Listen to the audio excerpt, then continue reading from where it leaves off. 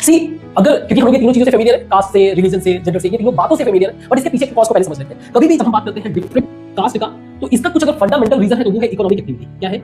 Economic activity. और specially आप कभी भी सोसाइटी में फिगर आउट करोगे, जहां पे भी इकोनॉमिक एक्टिविटी स्लो होगा, कम होगा, कास्ट हाई होगा, सो somehow they have certain identity. ये क्या देते हैं? ये किसी न किसी तरीके की आइडेंटिटी देते हैं, पहचान।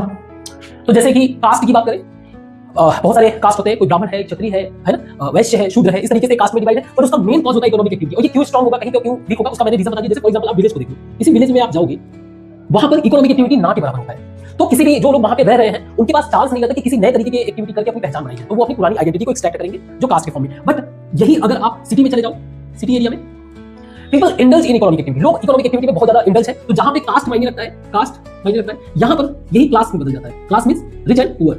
आप हो सकता है आगे जाके बाहर रहोगे, या फिर आप अपने ऐसे लोग जानते होंगे जो बाहर रहते होंगे, आप मुझे बताएंगे सिटी में आराम से कोई गरीब है, कोई क्या है, कोई फर्क नहीं पड़ता, सब एक साथ मिलकर रहते हैं, एक साथ मिलकर खाना खाना सारा। पर यहाँ पे जाना, तो इसका कॉज है, कास्ट का कॉज है इकोनॉमिक एक्टिविटी। पहले ये चीज हम लोग बेसिक समझ रहे हैं। इसी तरह से when it comes to the religion, economic activity जैसे ये है ना, ये एक मेजर कॉज है, बाकी सारे कॉजेस होते हैं, बट ये मेजर। ऐसे ही रिलीजन का मेजर कॉज है geography. Geography geography major cause होता है, मींस हर एक डिफरेंट लोकेशन पे, डिफरेंट लोकेशन में रहने वाले लोग, उनका डिफरेंट तरीके के कस्टम और रिचुअल्स होते हैं। कस्टम और रिचुअल कहने का मतलब ये है, जैसे खान पीन वगैरह। जैसे एग्जांपल के लिए आप माउंटेन वाले रीजन में चले जाओ, है ना, या फिर डेजर्ट वाले रीजन में चले जाओ, या फिर हमारे प्लेन वाले रीजन में चले जाओ, या हमारे कोस्टल रीजन में चले जाओ। इन सब जगह जब आप जाओगे तो एक मेजर चीज चेंज पाओगे। इनके कस्टम मतलब मान लीजिए खान पीन का तरीका है, एग्जांपल कस्टम एक बहुत बड़ा शब्द है, ठीक है। कस्टम और रिचुअल्स मतलब पूरा का पूरा डिफरेंट सिनेरियो बन जाता है। कहने का मतलब ये शो करता है कि आपका जो general living way of living है, ये रिप्रेजेंट करता है वे ऑफ लिविंग।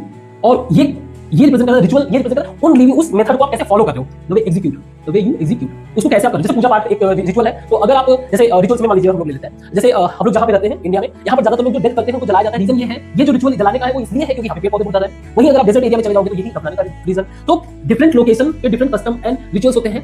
अगर उस पर्टिकुलर लोकेशन के लोग इधर उधर मूव करते हैं तो वो अपनी ही कस्टम और रिचुअल्स को फॉलो करते हैं, और ये काफी लंबे समय बाद कन्वर्ट इनटू रिलीजन। तो ये गिव इनकी एक तरह से आइडेंटिटी देता रहता है।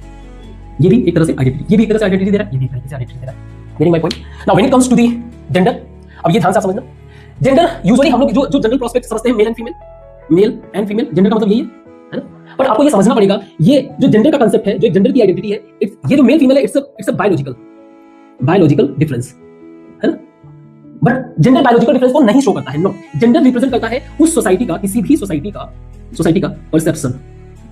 मतलब किस तरीके से मेल और फीमेल को कंसीडर करता है, स्टीरियोटाइप्स,